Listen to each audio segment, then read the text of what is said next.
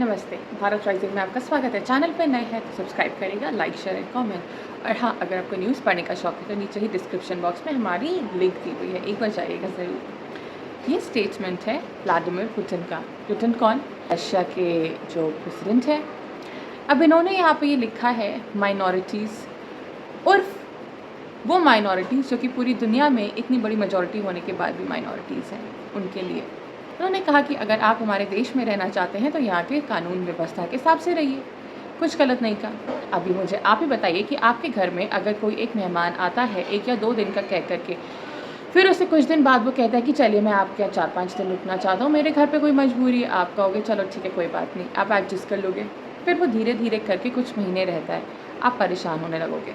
फिर धीरे धीरे रहते रहते वो आप ही के घर पे कब्ज़ा कर लेता है और 1-2 साल बाद वो कब्ज़ा करके आपको आपके घर के बाहर ही निकाल देता है। समझ में आ रहा है मैं क्या बोल रही हूँ? मैं वही बोल रही हूँ जो कि आज के टाइम पे आपके साथ हो रहा है। बस फ़र्क ये है कि आपको समझ नहीं आ रहा या आप समझना चाह नहीं रहे। अभी हाल फिलहाल में हम ये भी देख रहे हैं कि किस तरीके से वक्फ बोर्ड वालों ने इल्लीगल तरीके से ज़मीन हथियाना शुरू कर भी दी है। ये एक इंसिडेंट जिसकी क्लिपिंग आपको यहाँ दिख रही होगी। यहाँ पर तो आपको एक मज़े की बात बताऊँ, 90% यहाँ पर जनसंख्या हिंदुओं की है, सिर्फ 10% अन्य है। उसके बावजूद उन लोगों ने वक्फ ने कहा है कि ये पूरा का पूरा गांव तो हमारा है। ये कैसे हो सकता है?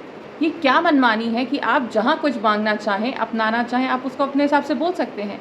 ये खुली छूट आई कहाँ से? ये खुली छूट दी गई थी 1995 में वक्फ बोर्ड एक्ट में, जब कांग्रेस थी सत्ता में।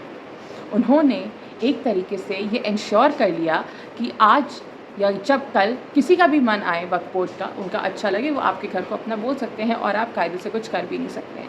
अब प्रॉब्लम ये है, सच्चाई ये है कि आप लोग कभी भी कुछ समझना चाहते ही नहीं हैं, क्योंकि जब तक आपके घर पे आके अटैक नहीं होगा ना, तब तक आपकी नींद नहीं खुलेगी। आप लोग आंखें मूंद के सोइए। आज उन्होंने एक गांव मार लिया, कल को कुछ मंदिर ले लेंगे, फिर ये इसी तरीके से। वैसे भी ये जो देश है आज के टाइम पे, जो सिचुएशन यहाँ पे चल रही है, ये वाकई एक बहुत डरावनी सिचुएशन है। लेकिन आप लोग ना तो देखना चाहते हैं, ना आप इसको समझना चाहते हैं, ना आप जानना चाहते हैं कि ये हो क्यों रहा है, ना आप इसके खिलाफ आवाज़ उठाना चाहते हैं। ये एक बहुत गलत तरीका है वक्फ बोर्ड का कि वो कहीं भी जा कर के ज़मीन हथियाना शुरू कर देते हैं। आपको पता है कि प्रेसिडेंट हाउस की प्रॉपर्टी कितनी वक्फ बोर्ड के अंदर आती है? एक बार जाके गूगल करके देखिएगा ज़रूर।